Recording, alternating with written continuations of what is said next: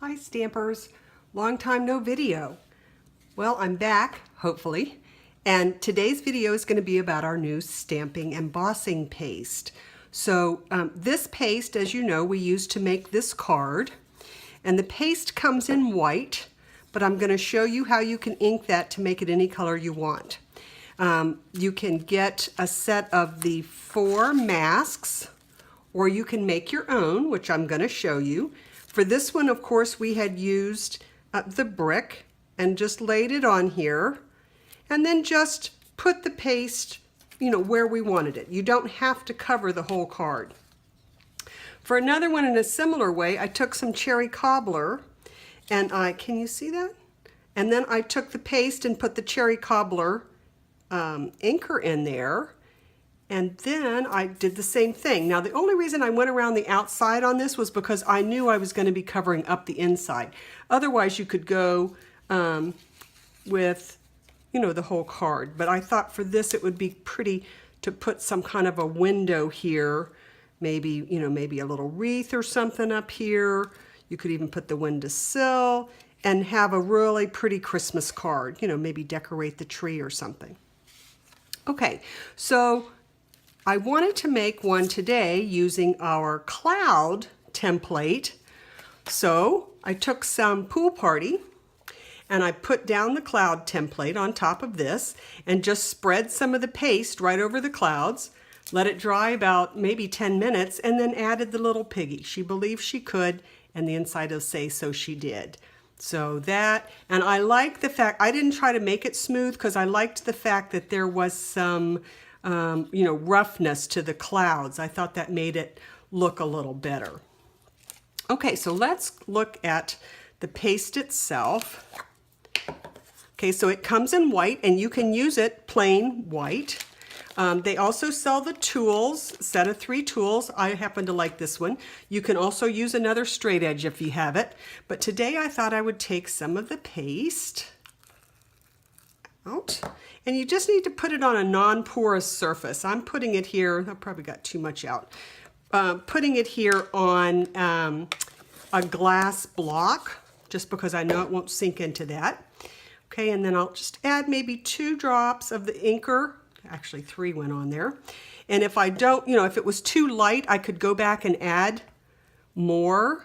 Okay, so all you have to do is just mix it around. If you want it to be kind of wavy, different colors, don't mix it as much. If you want it to be all exactly the same color, then you'd want to make sure that you mix it good.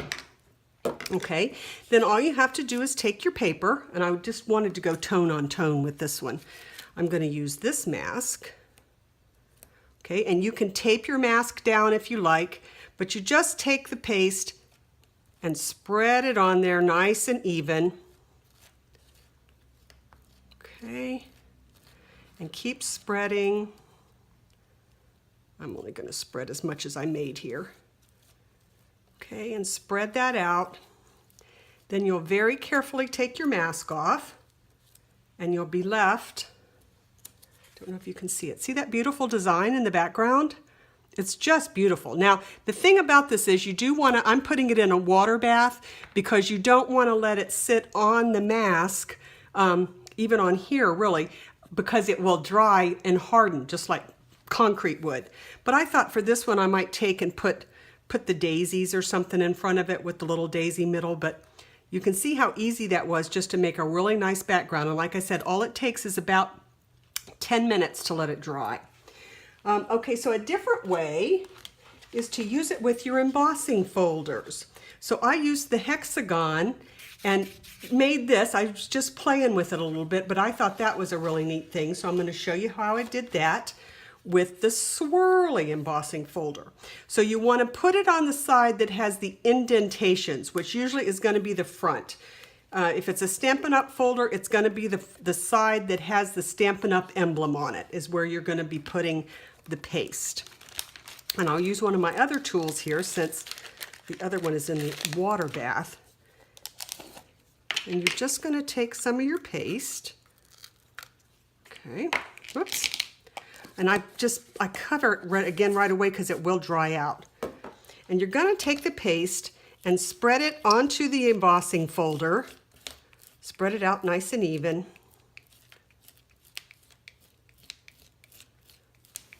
Okay, and then take your piece of paper and put it in there, just like so.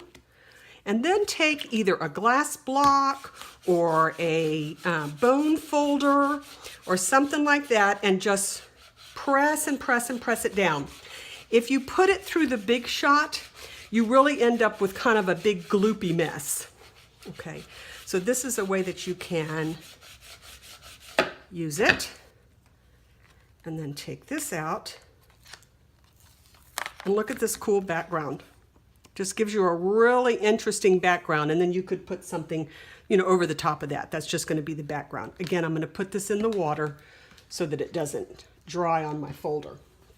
Okay, so what if you want to do more than just those masks? Well, you can make your own mask. So I took this is from the Card Front Builders, and we used this tree before. These trees here, and I cut them out of acetate, so you can probably just barely see them. Okay, and then I would take, oh my, something just fell. Take this and put it on the paper where I wanted it, and again, I'm just going to use it white again. And I could use those where I've cut those trees out as my mask. So now I can spread, whoa.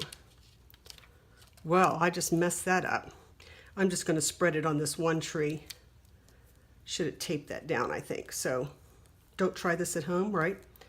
So I just, whoops, want to get enough on there. There we go. So that you can see it, because I'm going to go one step further with this one too.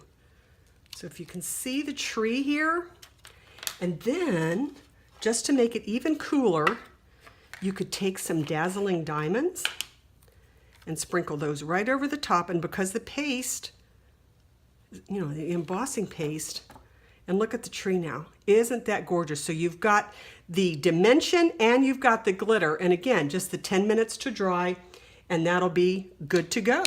So if you didn't want to use a mask, you could also take a Christmas card, well, any card, and just add, either with your finger or with the tool, some of the paste here.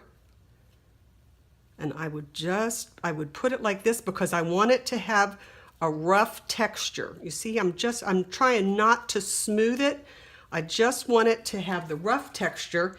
And then again, I could take the diamonds and go over the top. Now, can you see I've got a whole, whoops, there we go, a whole snowflake thing going on there instead of just around the edges where I had originally done this card. I could do the same thing here on my tree. I could just add a little bit of paste here and there. Sorry, I'm trying to rush. Some paste, and that would look like the snow on the limbs. And again, then I could sprinkle a little bit of the, you're not going to want to leave a big blob there. Sprinkle a little bit of the diamonds on there, and now I've got snow on my tree.